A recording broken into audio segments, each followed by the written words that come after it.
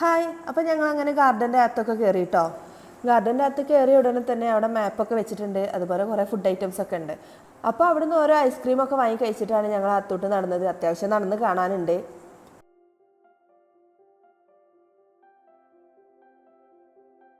ഇതിൻ്റെ അകത്ത് ഈ കാടും മരങ്ങളൊക്കെ തന്നെ കാണാനുള്ളൂ. നമ്മൾ മൈസൂരൊന്നും കാണുന്ന പോലെയുള്ള പ്രത്യേകിച്ച് അറേഞ്ച്മെൻറ്റ്സ് ഒന്നും ഗാർഡൻ ഇല്ല. വലിയ ഭംഗിയുള്ള ഗാർഡനൊന്നും ആയിട്ട് നമുക്ക് തോന്നിയിട്ടില്ല. പിന്നെ ഇത്രയും തിരക്കുള്ള ബാംഗ്ലൂർ സിറ്റിയിൽ കുറച്ച് ടൈം സമാധാനമായിട്ട് സ്പെൻഡ് ചെയ്യാൻ പറ്റിയിട്ടുള്ള സ്ഥലങ്ങളാണ് കേട്ടോ ഇതുപോലെയുള്ള പാർക്കുകൾ. അപ്പോൾ ഈ തിരക്ക് പിടിച്ച ലൈഫിൻ്റെ ഇടയിൽ കുറച്ച് ടൈം നമുക്ക് ഫ്രീ ആയിട്ട് സമാധാനമായിട്ട് സ്പെൻഡ് ചെയ്യാൻ പറ്റിയിട്ടുള്ളൊരു ഗാർഡനാണ്. അപ്പോൾ അതേ ഇവിടെ ഒരാൾ ഐസ്ക്രീമൊക്കെ കഴിക്കുന്നുണ്ട്. നമ്മൾ വാങ്ങിയ ഐസ്ക്രീം വലിയ ടേസ്റ്റ് ഒന്നും ഇല്ലായിരുന്നു.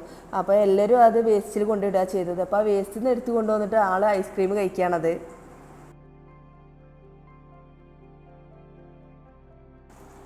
അപ്പോൾ ഇവിടെ ഇതുപോലെയുള്ള പ്രതിമകളും കാര്യങ്ങളൊക്കെ അവർ കൊത്തിവെച്ചിട്ടുള്ളതൊക്കെ കാണാനേ ഉള്ളൂ കേട്ടോ. പിന്നെ ഉള്ളൊരു കാര്യം, ഇവിടെ അവർ നല്ല നീറ്റായിട്ട് ഇവർ മെയിൻറ്റെയിൻ ചെയ്ത് കൊണ്ടു നടക്കുന്നുണ്ട്. എല്ലാ ഏരിയയിലും ഇവർ വേസ്റ്റ് ബിന്ന് വെച്ചിട്ടുണ്ട്. അപ്പോൾ അതൊക്കെ അവർ എല്ലാം ക്ലീൻ ആക്കിയിട്ട് കൊണ്ടു നടക്കുന്നുണ്ട്. 1.5 മണിക്കൂർ അവിടെയൊക്കെ ചുറ്റിയടിച്ചതിന് ശേഷം ഞങ്ങൾ ടിപ്പു സുൽത്താൻ പാലസ് കാണാൻ വേണ്ടിയിട്ട് പോയി. ആ ടൈമിൽ നല്ലോണം മഴ പെയ്യുന്നുണ്ടായിരുന്നു കേട്ടോ. നമ്മൾ ഓട്ടോയിലാണ് ലാൽബാഗിൽ നിന്ന് ടിപ്പു സുൽത്താൻ പാലസ് കാണാൻ വേണ്ടിയിട്ട് വന്നത്. ആരുടെടുത്തും കുടയൊന്നും ഉണ്ടായിരുന്നില്ലായിരുന്നു. അപ്പോൾ എല്ലാവരും നല്ലോണം നനഞ്ഞിട്ടുണ്ടായിരുന്നു.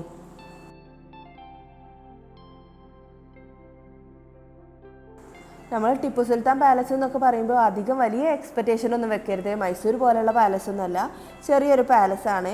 ഇതിൻ്റെ അകത്ത് ടിപ്പു സുൽത്താൻ്റെ വാള് എന്ന് പറഞ്ഞിട്ടൊന്നുണ്ട്. പക്ഷെ നമുക്ക് അതൊന്നും വീഡിയോ എടുക്കാനുള്ള പെർമിഷൻ ഇല്ല.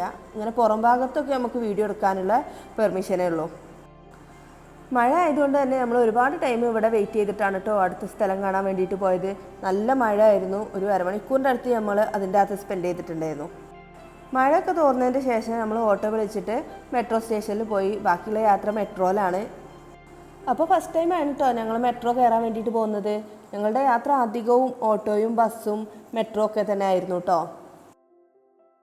അപ്പോൾ ഇത്രയേ ഉള്ളൂ ഇന്നത്തെ വിശേഷങ്ങൾ. ബാക്കി വിശേഷങ്ങളൊക്കെ ആയിട്ട് മറ്റൊരു വീഡിയോയിൽ കാണാം. Tata, bye bye, see U.